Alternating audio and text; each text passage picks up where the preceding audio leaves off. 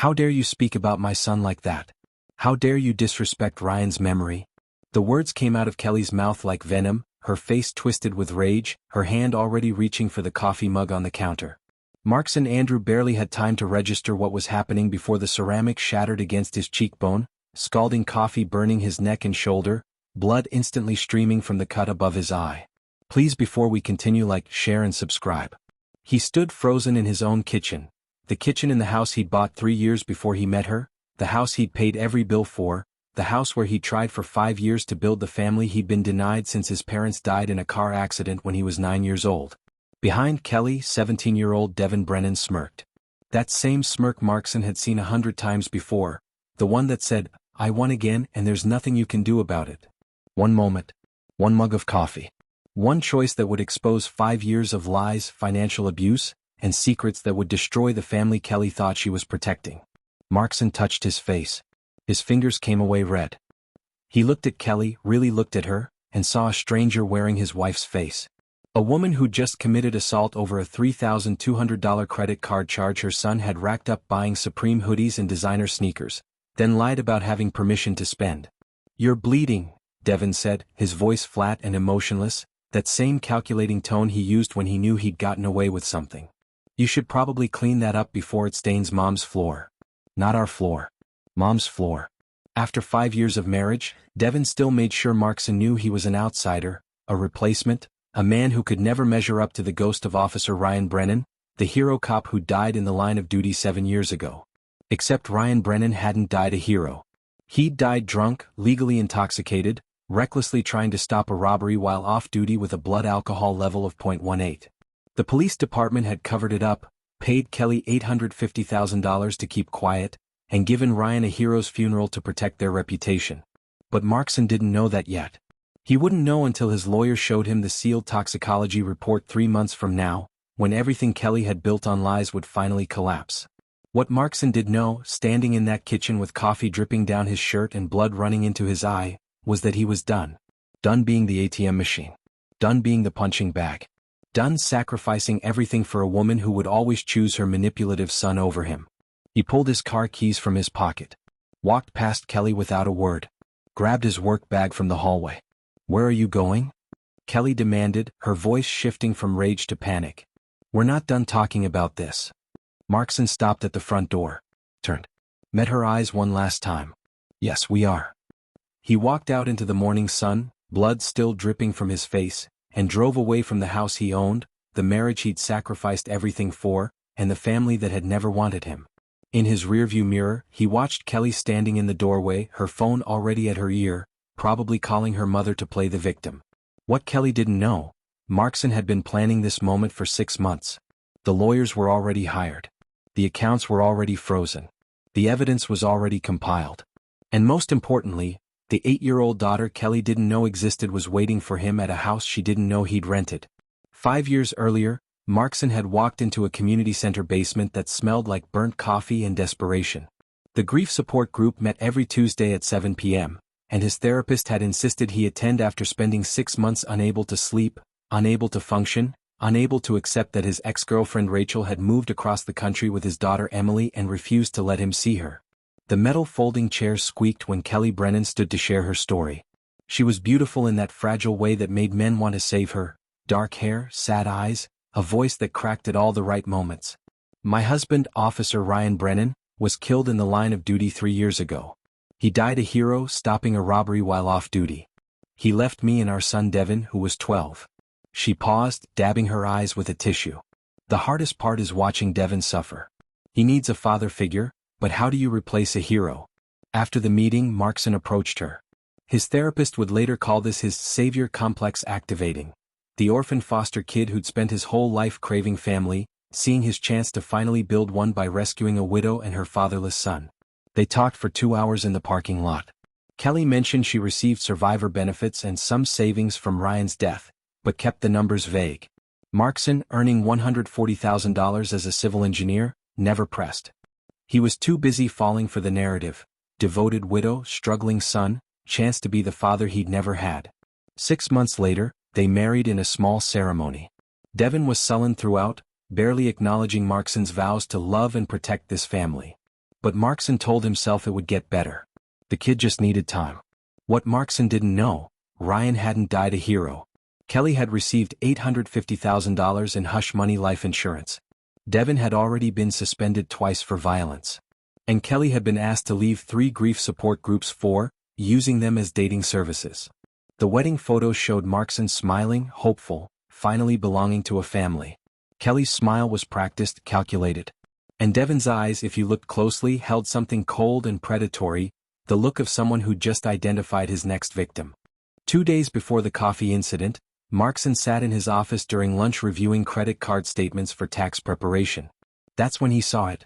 $3,200 to a luxury streetwear boutique in Los Angeles. The date was last Tuesday, when Devin had claimed he was at a college prep seminar. Markson pulled up the location tracking app he'd installed on the family plan 6 months ago after discovering $8,000 in unexplained charges. Devin hadn't been at any seminar. He'd been shopping on Melrose Avenue with friends, using Markson's credit card like an unlimited ATM. This was the pattern that had defined 5 years of marriage. Devin would ask Kelly for permission to buy something. Kelly would say yes without consulting Markson. Markson would get the bill.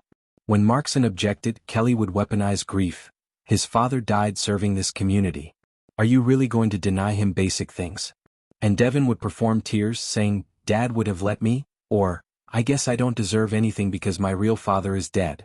Markson opened the secret folder on his laptop, the one compiled by Vivian Torres, the forensic accountant he'd hired 3 months ago. The evidence was damning. $67,000 taken from joint accounts by Kelly without permission. $94,000 in credit card charges by Devin that Markson was paying. $31,000 for car insurance after Devin totaled his first car drunk driving and Kelly covered it up. $15,000 for private SAT tutors Devin never actually used. Total damage over 5 years. $207,000 of Markson's money spent on a kid who called him the replacement behind his back. Markson had tried to discuss finances with Kelly 4 times. Each time ended the same way, Kelly crying, accusing him of keeping score, saying Ryan would never have made Devin feel like a burden, threatening to leave if Markson couldn't accept her son. After the 4th attempt 6 months ago, Markson stopped trying to talk and started documenting instead. He hired lawyers, consulted accountants, and discovered Kelly had been lying about everything. Devin's college acceptances, his therapy attendance, even basic facts about their finances. Then came the phone call that changed everything. Rachel, his ex, the mother of his daughter Emily. Her cancer had returned. She needed Markson to take Emily. Full custody. Immediately. After years of keeping him away, Rachel was finally asking him to be a father. Markson said yes without hesitation. That's when he knew he was done choosing Kelly and Devin over his real daughter. 18 months before the coffee incident, Markson made the mistake that would haunt him for years. During an argument with Kelly about Devin's 3rd vaping suspension, he'd said in frustration, "I know what accountability looks like. I have a daughter I wish I'd raised properly." Kelly's face had frozen mid-sentence. Devin, pretending to do homework at the kitchen table, looked up with sudden sharp interest. "You have a daughter?" Kelly's voice was ice. Markson immediately regretted it but couldn't take it back. He explained about Emily, his failed relationship with Rachel, the years of estrangement after Rachel discovered Markson was technically still married to a college girlfriend in a green card arrangement gone wrong, the recent reconnection because Rachel was sick with breast cancer. Kelly seemed supportive, even encouraging. Family is important. Maybe Emily can visit sometime. 2 weeks later, Markson's phone buzzed with a text from an unknown number. The message contained a photo of Jefferson Elementary School, Emily's classroom window circled in red, and text that made his blood freeze. "Pretty school. Lots of windows. Would be a shame if something happened. Stepdad problems go away when stepdads stay in their lane." Markson knew immediately it was Devin. The phrasing, the timing, the calculated cruelty. He confronted the boy that night in the garage, away from Kelly's protective ears. "Did you send me a photo of my daughter's school?" Devin's face arranged itself into perfect innocence. "I don't know what you're talking about. I don't even have your number saved." He smiled, cold and empty. But hypothetically, if someone felt their home was being invaded by outsiders, they might protect their territory. Dad was a cop before he died serving this community. He taught me about dealing with threats. The message was crystal clear. Bring Emily into this house and Devin would hurt her. An 8-year-old girl, threatened by a teenage sociopath whose mother would never believe he was capable of such evil. Markson made a choice that night that would define the next 18 months. He kept Emily secret. He saw her on weekends he claimed were fishing trips or work conferences. 3 months ago he'd quietly moved Rachel and Emily into the city, setting up an apartment he paid for, building a relationship with his daughter in the shadows to keep her safe from the monster his wife was raising. Every Thursday at 7 p.m. for the past 9 months, Kelly told Markson she was going to book club. She'd leave dressed nicely, carrying a hardcover she'd never read, and return by 9:30 smelling like coffee and claiming they'd discussed a thriller about secrets. The truth was darker and more shameful than Markson could have imagined. Kelly pulled into the church basement parking lot, walked into a room full of metal folding chairs, and sat beneath a banner that read, "Gamblers Anonymous, keep coming back." "Hi, my name is Kelly and I'm a gambling addict." "Hi, Kelly." She'd been sober from gambling for 183 days, her longest streak ever. But the night after throwing coffee at Markson, after watching him walk away with that look of finality, Kelly felt the itch crawling under her skin with familiar intensity. Her sponsor Patricia, a grandmother who'd lost her house to poker addiction, pulled Kelly aside after the meeting. "I can see it in your eyes. You're thinking about using." "My husband left. I threw hot coffee in his face and he just walked away." Kelly's voice was hollow, dissociated. "What if he doesn't come back? What he does doesn't matter. Your sobriety matters." But Kelly didn't want sobriety. She wanted numbness. She wanted to stop feeling the crushing weight of secrets she'd been carrying for 7 years. Ryan hadn't died a hero. He'd died drunk with a .18 blood alcohol level, trying to stop a robbery while legally intoxicated and off-duty. The police had covered it up, paid Kelly $850,000 to keep quiet, given Ryan a hero's funeral with full honors. Kelly had discovered Ryan's gambling debts 3 months after his death, $127,000 owed to dangerous people who started calling, then visiting, then threatening. She'd paid them off with the life insurance money to protect Devin from knowing his hero father had been a degenerate gambler. Then Kelly developed the same addiction. Started with online casinos, telling herself it was just to relax. Within 2 years she'd lost $91,000. She'd been attending GA for 8 months, fighting every day not to fall back into the hole that had swallowed so much of Ryan's blood money. Tonight, sitting in her car with her phone in her hand, Kelly logged into the offshore casino app she'd promised herself she'd deleted. Deposited $5,000 from an emergency credit card. Placed her first bet. Lost. Bet again. Lost again.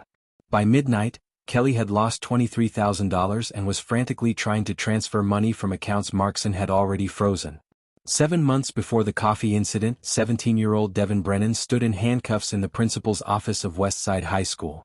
An undercover narcotics detective sat across from him, 30 Percocet pills and a plastic evidence bag on the desk between them. "Where did you get these?" Detective Ramirez asked. Devin's eyes filled with tears, the performative kind he'd perfected since childhood. "My mom used to be a nurse. I took them from her old connections. I wasn't selling them, I swear. My dad died serving this community 7 years ago. I've been in so much pain. PTSD. My therapist said. You sold me 15 pills yesterday for $200. That's distribution. I don't remember that. I've been having blackouts since Dad died." The school resource officer interrupted, his voice softening with recognition. His father was Officer Ryan Brennan. Killed in the line of duty. The magic words. Detective Ramirez's expression shifted. Within 2 hours, Kelly arrived with an $8,000 lawyer. The police chief personally came to the school, Ryan's old friend who'd helped orchestrate the cover-up of Ryan's real cause of death. Deals were made in closed rooms. Charges would be sealed, dropped if Devin attended rehab. Kelly paid $15,000 to the Jenkins family whose son Tyler had overdosed on pills Devin sold him. Paid $3,000 to the school as a security equipment donation. Enrolled Devin in a $38,000 luxury rehab resort in Malibu. Devin stayed 4 days then signed himself out. Told Kelly the program wasn't right for him, and he'd quit on his own. Kelly believed him because she needed to believe him, because admitting Devin was an addict meant admitting Ryan had passed down more than just his name. Kelly never told Markson about the arrest. She took $26,000 from their joint savings account, told Markson it was for emergency dental work for Devin, and even showed him forged dental invoices she'd created using templates from her dental office job. Markson, trusting his wife, never questioned it.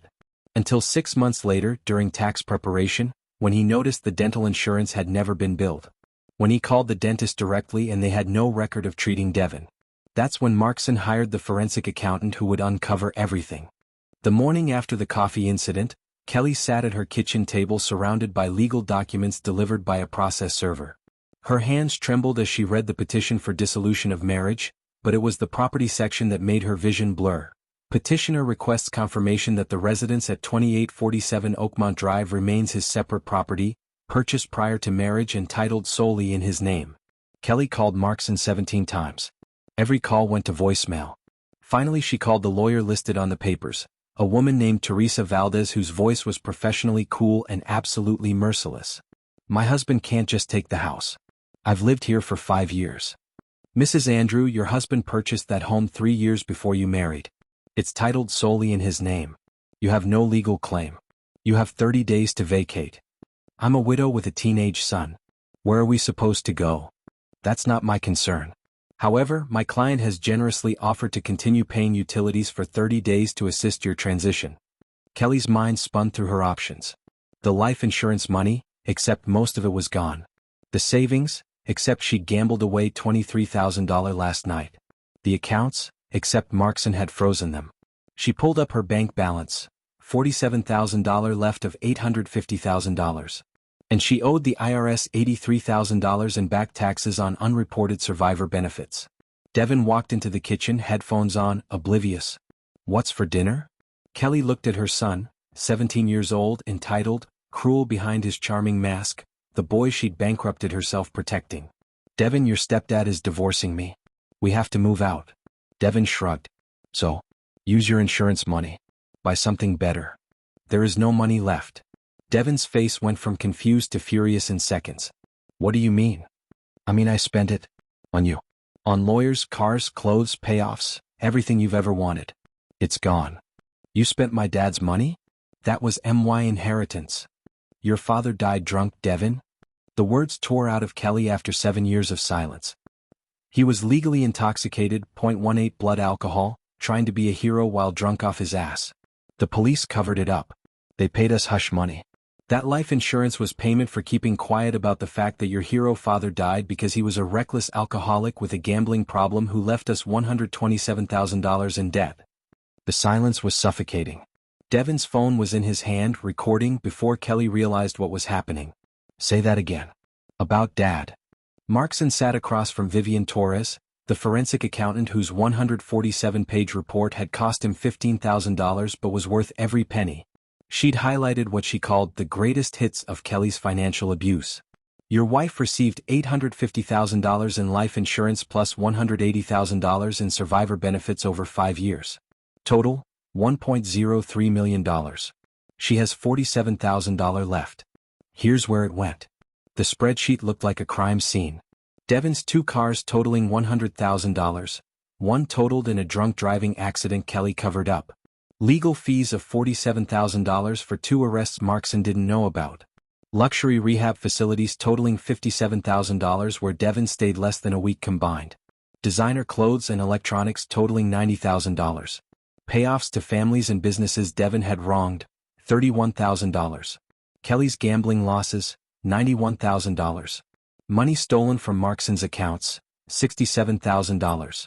Credit card debt in Markson's name from Devin's spending, $94,000. This is textbook financial abuse, Vivian said.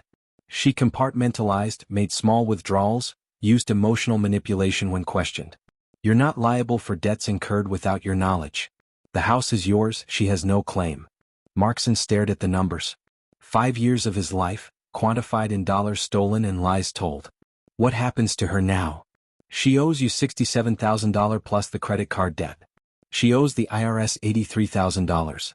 She has $47,000 total assets. She's effectively bankrupt. Vivian's expression softened slightly. People like Kelly rewrite reality to make themselves victims. She's not evil, she's just convinced herself her son deserves the world because his father died. She's willing to destroy anyone, including you, to give it to him. Markson's phone buzzed. A notification. Devin's Instagram live video, already at 47,000 viewers. Title, My Stepdad Ruined My Life, The Truth About Officer Ryan Brennan. Markson watched in stunned silence as Devin, crying, dramatic, playing victim, told the world that his mother had just admitted Ryan died drunk, that the police covered it up, that everything was a lie. Markson expected to feel vindicated. Instead he felt something unexpected: pity. For Kelly, whose web of lies was unraveling in real time. For Devin, whose hero worship was shattering publicly. Even for Ryan, whose mistakes were being exposed 7 years after his death. But mostly Markson felt relief. Because this viral confession would make his divorce infinitely easier. Devin's Instagram live had seemed like a good idea in his rage-filled mind. Expose his mom's lies, make his stepdad look like a villain, get sympathy from his 12,000 followers. Instead, 2.3 million people watched him accidentally expose a police cover-up. Within 3 hours, local news stations picked up the story. A former police officer commented, "I was on duty when Brennan died. Kid's not lying. Brennan was drunk." Department covered it up to avoid scandal. Journalists started investigating. The police union demanded answers. And people started digging into Devin's background. Someone posted his mugshot from the SEAL drug dealing arrest. "This is the innocent victim, busted selling pills at school." Another comment, "This kid drives a $48,000 Audi his stepdad paid for and wears $800 hoodies. He's not a victim, he's a spoiled brat throwing a tantrum." The tide turned viciously. Comments flooded in calling Devin entitled, ungrateful, exploitative. Calling Kelly a fraud. Defending Markson as the real victim. Devin tried to delete the video. Too late, it had been screen-recorded and reshared everywhere. Kelly burst into his room, her face pale and terrified. "What did you do?" "I told the truth. Like you did. You just destroyed any chance I had in the divorce. You made us look like liars and frauds. You are frauds. You spent Dad's money. You lied about everything." The doorbell rang. Kelly ran downstairs to find 3 news vans parked outside her house. Reporters shouting questions about the cover-up, about the life insurance, about whether she'd committed fraud. Her phone rang. Her lawyer's voice was grim. "Don't talk to anyone. You're now under investigation for insurance fraud and perjury regarding Ryan's death certificate." Kelly ended the call and slowly slid down the wall, sitting on the floor of the hallway in the house she was about to lose, watching her son's viral video destroy everything she'd spent 7 years building on lies. Markson stood outside Jefferson Elementary at 3:15, waiting in the parent pickup line like he'd done every day for the past week. Other parents glanced at him curiously, the new dad who'd suddenly appeared with a daughter no one had met before.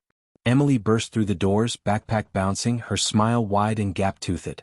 She ran straight to him and wrapped her arms around his waist. "Daddy? I got an A on my reading test." "Daddy."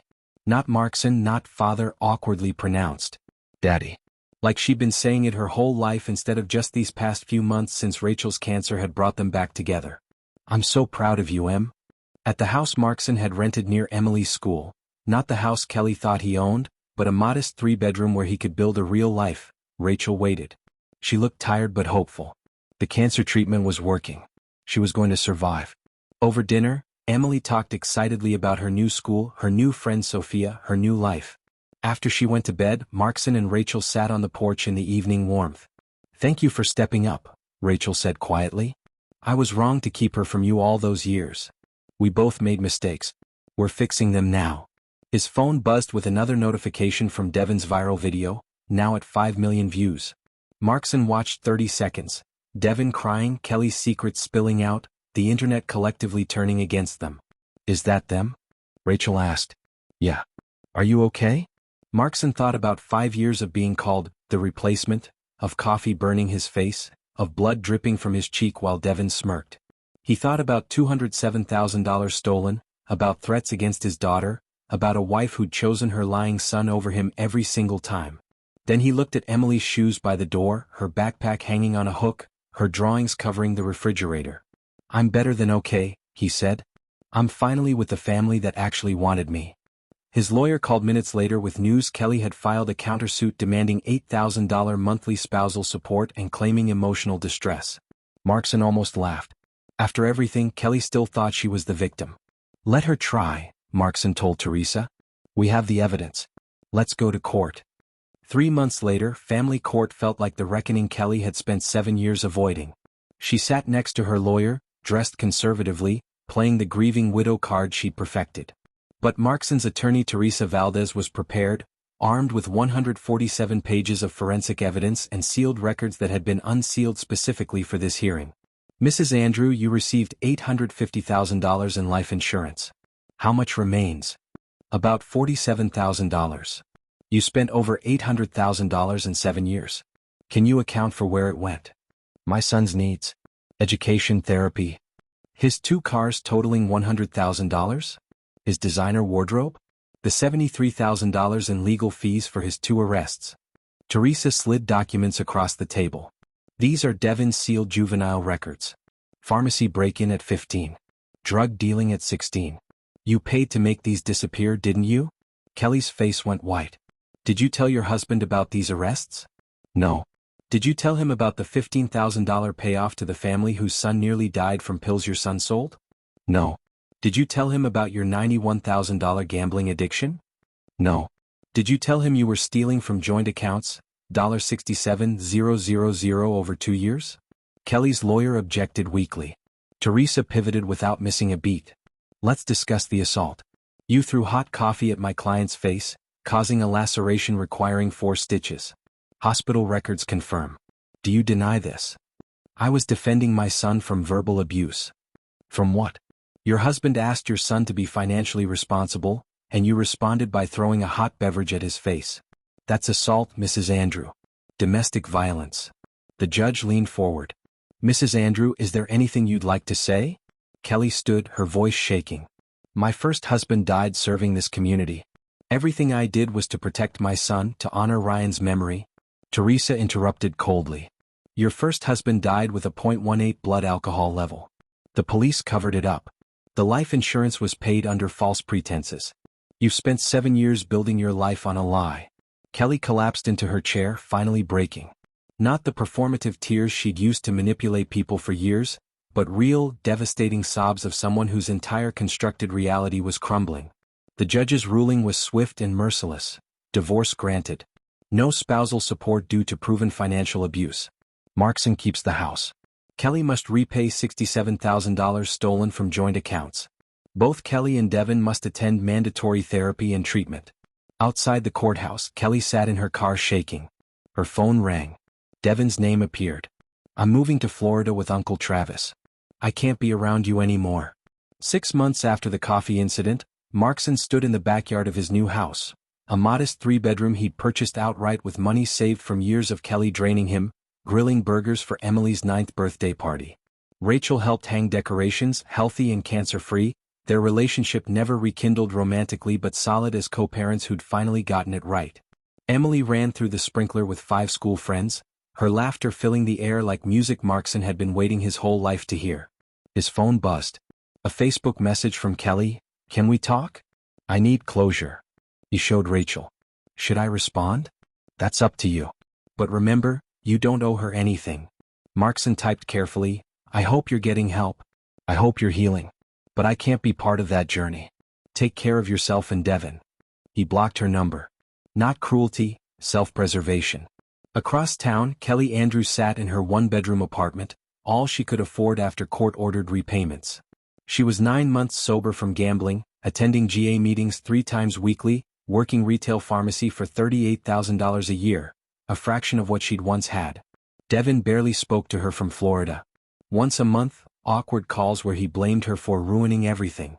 Her therapist asked every week, "What did you learn?" Finally, Kelly had an answer. "I learned that protecting someone from consequences doesn't protect them, it destroys them. And it destroyed me too." She pulled out her phone, looked at a photo from 7 years ago. Ryan in uniform, 10-year-old Devin smiling, all of them happy before the lie began. She'd thought maintaining the hero myth would protect her son. Instead, it had poisoned everything. At the party, Emily blew out her candles. "I wish for my family to always be happy." Markson kissed her forehead. "Your family loves you, Em. Always." That night, after everyone left, Emily asked the question he'd been dreading, "Dad, did you used to have a different family?" Markson knelt to her level, choosing honesty. "I did. And I love them. But sometimes love isn't enough if people don't love you back the right way." "What's the right way?" "With respect. With honesty. With kindness." He touched the small scar above his eye, the coffee burn that had healed but left its mark. "You deserve to be treated well, Em. Never forget that. He tucked her in, turned off her light, and walked to his own room. On his nightstand sat a photo. Him and Emily at the zoo last month, both grinning, both finally free. 5 years with Kelly had taught him what family wasn't: obligation, guilt, endless sacrifice without reciprocation, love twisted into a weapon. 1 year with Emily had taught him what family was: showing up, being present, choosing each other day after day. The difference had cost him $207,000, 5 years, and a scar above his eye. But looking at his daughter's peaceful face through her doorway, Markson knew it had been worth every penny.